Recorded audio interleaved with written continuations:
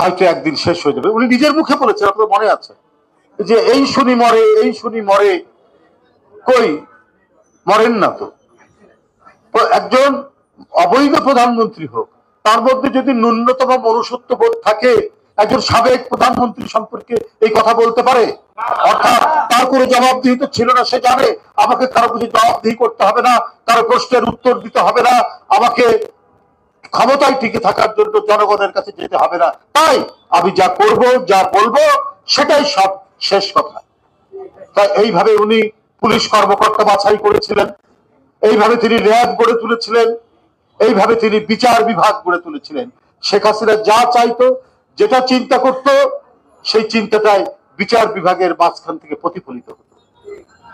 আমরা বিচারিক দুঃশাসনের যে নজির দেখেছি শেখ হাসিনার আমলে, এই বিষয়ে কি বলবো? আপনার আলিয়া মাদ্রাসার যে বিশেষ ট্রাইব্যুনালের যে আদালত, সেই আদালতে তার 5 বছর সাজা দেওয়া হলো। আপনারা জানেন, এটা আমি আর বলতে চাই না, কারণ ওই বিচারক জানে যে আমি যদি বেগম জিয়ার 5 বছর সাজা দিই আমার প্রমোশন হবে। ও রিটায়ার করার পর হাইকোর্টের জজ হয়েছে, একবারই মানে চোখের সামনে ঘটনা। যদি রেখে রেখেও করতে এক কথা ছিল যে তুমি তার সাজা দাও, অর্থাৎ ওই সাজা যে কৃত্রিম অন্যায়, শেখ হাসিনার ইচ্ছার প্রতিফলন ঘটেছে সেটা প্রমাণিত হয়েছে। সেই ব্যক্তি হাইকোর্টের জজ হয়েছে, আবার এটাকে আপিল করা যখন হলো, হাইকোর্টের জজ ওটাকে বাড়িয়ে 10 বছর করলে। ওই হাইকোর্টের জজ জানতো এনায়েতুর রহিম সাহেব, আমি যদি এই কাজটা করি, বাড়িয়ে দেই, তাহলে হাসিনা আমাকে সুপ্রিম কোর্টের জজ বাড়বে। তাই হয়েছে, তাই করেছে। তাহলে আবার আজকে অন্তর্বর্তীকালীন সরকারে যারা আছেন তাদের কাছে নিশ্চয়ই মানে এই বিষয়গুলি অবিদিত নয়, তারা সবই জানেন। তারা জানেন বলে এই যে এই ধরনের যে বিচারিক নির্মমতা, এইভাবে বিচারক যে আপনার দলের কৃতদাস হতে পারে এবং একজন প্রধানমন্ত্রীর মানে অবৈধ প্রধানমন্ত্রীর কৃতদাস হতে পারে, তো তাদের বিরুদ্ধে কোনো পদক্ষেপ নেওয়া যাবে না? একটা জুডিশিয়াল কিলিং করেছেন, জুডিশিয়াল সন্ত্রাস করেছে যে বিচার বিভাগের কিছু জজ, তাদের বিরুদ্ধে তো আজকের এই, এটা তো বিপ্লবী সরকার, গণ অভ্যুত্থানের সরকার, তাদের প্রতিটি কর্মকাণ্ড বিপ্লবী হতে হতো। যারা দোষর আছে, যারা প্রলম্বিত করেছে শেখ হাসিনার এই 15.5 বছরের শাসন, তাদের বিরুদ্ধে বৈপ্লবিক সিদ্ধান্ত হওয়া দরকার ছিল। তাদেরকে এক কলমের খোঁচায় তাদেরকে আপনার জঞ্জাল মুক্ত করা উচিত ছিল। সেটা না করার কারণে আজকে আমরা নানাভাবে ওই দোষরদের নানা উপদ্রব দেখছি, প্রশাসনে দেখছি, পুলিশ প্রশাসনে দেখছি, জুডিশিয়ারিতে দেখছি, প্রত্যেকটা জায়গায় দেখছি তাদের যেন এখনো প্রবল প্রতাপ রয়েছে। তো এগুলো আমাদের চোখের সামনে ঘটনা। শেখ হাসিনা এগুলো কেন করেছেন? কারণ তিনি মনে করেছেন বাংলাদেশের ক্ষমতা তিনি একেবারে মানে এটাকে মানে মৌরসি পাট্টা বলা হয়, সেই মৌরসি পাট্টা মানে চিরস্থায়ী করার জন্যই তিনি এই কাজগুলো করেছেন। বেগম জিয়াকে একেবারে মানে তীরে তীরে শেষ করে দিতে হবে। কি হলো? শেষ করে দিতে হবে। তারেক রহমান সাহেব যদি দেশে ফিরে না আসতে পারে, তার জন্য নানা ধরনের মানে বিচারিক ক্ষমতাকে কাজে লাগাতে হবে। এই সবগুলো করেছেন, করে কি শেষ রক্ষা হলো? শেষ রক্ষা তো হলো না। এখন কি বেরোচ্ছে? শুধু এইটা না, তিনি সাম্রাজ্যের মতো এবং পৃথিবীর সবচাইতে বড় ধনী ব্যক্তি হিসাবে প্রতিষ্ঠা পেতে চেয়েছে। আপনার সবচেয়ে দামি ফ্ল্যাট তার ভাগ্নির নামে, যে আবার ইংল্যান্ডের এমপি। এখন ইংল্যান্ডেই আপনার পত্র পত্রিকায় বেরিয়ে আসছে এবং তাকে তার যে অর্পিত দায়িত্ব একজন মন্ত্রী হিসাবে সেটা করতে নিষেধ করে দিয়েছে সেখানকার সরকার। পার্লামেন্টে বলেছে যে বিধির বাইরে যেতে পারবে না। তাকে দিয়েছে, তার ছোট বোনকে দিয়েছে। কে? শেখ হাসিনার ঘনিষ্ঠ ব্যবসায়ী। এবং কোন কোম্পানি কোথা থেকে কি দিয়েছে আজকে সব নাম বেরিয়ে এসছে। তো এই কারণেই বেগম খালেদা জিয়াকে বন্দী করে রাখতে হবে, কারণ তার এই অপরাধগুলো, তার অন্যায়, তার মহা দুর্নীতিগুলো যেন কেউ কথা না বলতে পারে। এই কণ্ঠরোধ করার জন্য বেগম খালেদা জিয়াকে বন্দী করে রাখা হয়েছিল। এটা তো আজকে সুস্পষ্ট। আজকে সাইমা ওয়াজেদ পুতুল শেখ হাসিনার মেয়ে 60 কাঠা জমি পূর্বাচলে, শুধুমাত্র শেখ হাসিনা এবং তার পরিবারের নামে 60 কাঠা জমি, তার মধ্যে 10 কাঠা হচ্ছে সাইমা ওয়াজেদ পুতুল তার নামে। মানে বাংলাদেশের যে কোনো জায়গায় যে কোনো সম্পত্তি যেটা ভালো মনে করেছে, শেখ হাসিনার পছন্দ হয়েছে, সেটাকেই সে আত্মসাৎ করেছে একটা কি বলে যে নামমাত্র একটা আইনি কাঠামোর মধ্যে। আইনি কাঠামোটা কি? শেখ হাসিনারই তৈরি করা। যে তোমরা শেখ হাসিনা চাইলে আপনার রাজুক বলেন আর অন্য কেউ বলেন, তারা কি আর তাদের ঘাড়ে কি দুইটা মাথা আছে? তারা না করতে পারবে? শেখ হাসিনার সুধা ভবন আছে, শেখ হাসিনার গোপালগঞ্জে বাড়ি আছে, তারপরেও 60 কাঠা জমি তার এবং তার পরিবারের নামে। শেখ রেহেনার ছেলে মেয়ে, শেখ হাসিনার ছেলে মেয়ে, সম্পদের পর সম্পদ। এটা আমার কথা নয়, একবার তথ্য প্রমাণ সহ গণমাধ্যমে প্রকাশিত হয়েছে। 80,000 কোটি টাকা শেখ হাসিনা এবং তার পরিবারের নামে বাংলাদেশ থেকে পাচার হয়েছে। 80,000 কোটি টাকা। এবং সেটার নামও দিয়েছে রূপপুর আণবিক প্রকল্প এবং অন্যান্য মেগা প্রজেক্ট থেকে। শুধু আরো তো আওয়ামী লীগের নানা নেতা আছেন, সালমান এফ রহমান, তারপরে আনিসুল হক, যারা লুটপাটের সঙ্গী শেখ হাসিনা, তাদেরটা বাদ দিলাম। শুধু শেখ হাসিনা, সাইমা ওয়াজেদ পুতুল, সজীব ওয়াজেদ জয় এবং শেখ রেহেনার ছেলে ববি, এদের সহ আরো 2-1 জনের নামে 80,000 কোটি টাকা পাচার হয়েছে।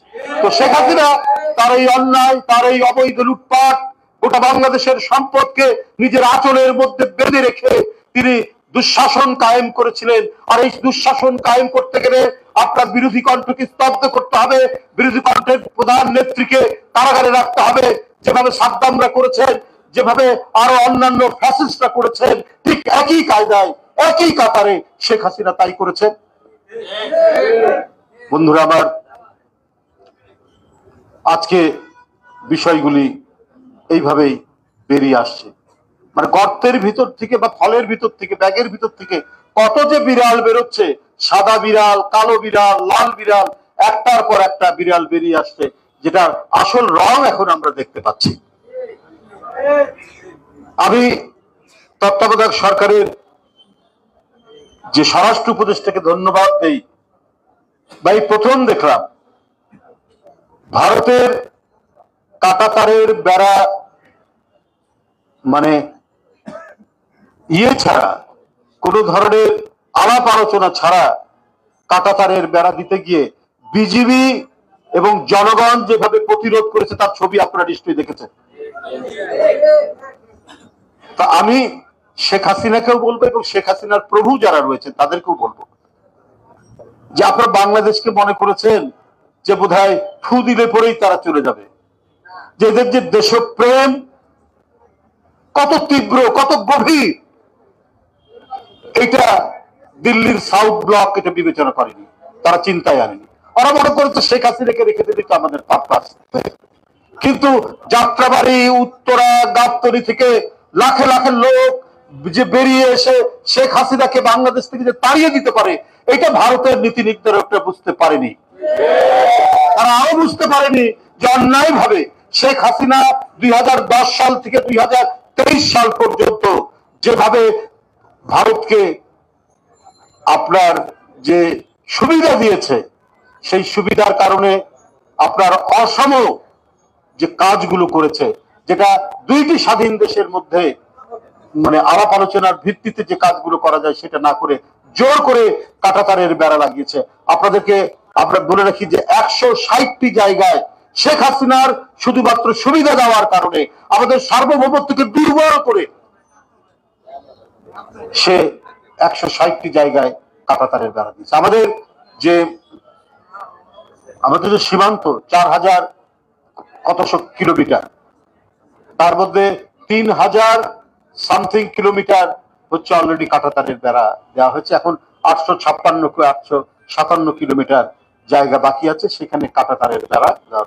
আন্তর্জাতিক যে নিয়ম বিধিবিধান এবং দুই দেশের মধ্যে সময়ে সময়ে যে চুক্তি হয়েছে, আলাপ আলোচনা হয়েছে, সেটাও মানছে না যে শূন্য রেখা থেকে 150 গজ দূরের মধ্যে কোনো উন্নয়ন পরিকল্পনা হবে না, হতে গেলেও দুই দেশের মধ্যে আলাপ আলোচনা করতে হবে। সেগুলোর কোনো কিছুই তারা না মেনে কাঁটাতারের বেড়া দেওয়ার চেষ্টা করেছে আপনার লালমনিরহাটে বিভিন্ন জায়গায়। তো এর জন্য জনগণ যে দাঁড়াতে পারে তাদের দেশে বিজেপির সাথে, বিজেপির প্রতিরোধের সাথে, এই দৃষ্টান্ত শেখ হাসিনার আমলে শেখ হাসিনা করতে দেয়নি। তার ফ্যাসিজম দিয়ে, তার নির্মমতা দিয়ে, তার নির্দয়তা দিয়ে তিনি ভারতের সেবাদাস হয়ে কাজ করেছেন। উনি একটা কথা বলতেন যে নিজের দলের লোকদেরকে বলেছেন যে আমার দলের লোকের অনেককে কেনা যায়, শেখ হাসিনাকে কেনা যায় না।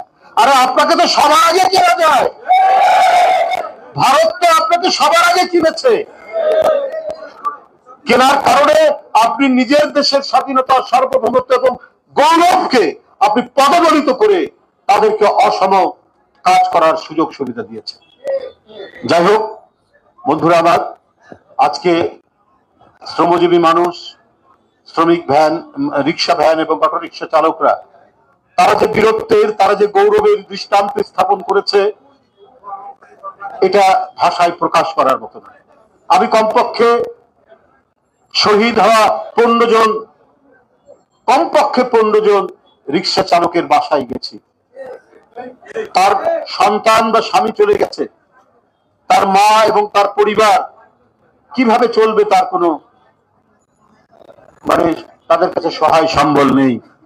আমরা দলের ভারপ্রাপ্ত চেয়ারম্যানের শুভেচ্ছা নিয়ে তাদের কাছে গিয়েছিলাম, তাদেরকে বলেছি যে বিএনপি ক্ষমতায় আসলে পরে এবং সব সময়ের জন্য আপনাদেরকে দেখা হবে। কথাটা আমরা বলে এসেছি। ইনশাল্লাহ যে কথা বলেন আমাদের ভারপ্রাপ্ত চেয়ারম্যান, তিনি এদেশের একজন দেশপ্রেমিক মানুষ। জিয়াউর রহমান, শহীদ জিয়া এবং দেশনেত্রী বেগম খালেদা জিয়ার সন্তান। তিনি প্রতিটি কথা অক্ষরে অক্ষরে তিনি পালন করবেন।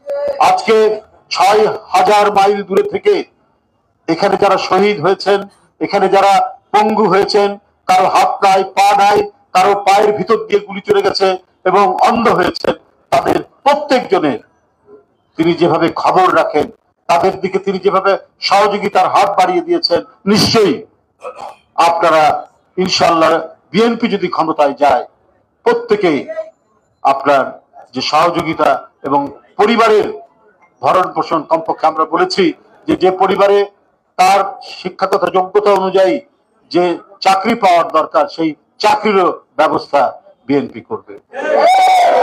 আজকের এই দোয়া মাহফিলের আমি আমাদের প্রিয় নেত্রী, দেশনেত্রী বেগম খালেদা জিয়া, যিনি অনেক দুঃখ কষ্ট করে আমাদেরকে তার আদর্শের ছায়াতলে আশ্রয় দিয়েছেন, যিনি এই দেশ এবং এই জাতির প্রশ্নে কখনোই তাকে ন্যূনতম বিচলিত করা যায়নি। তিনি অত্যাচার, নির্যাতন সয়েছেন, তারপরেও অন্যায়ের কাছে, অত্যাচারীর কাছে তিনি মাথা নত করেননি। আমরা সেই নেত্রীর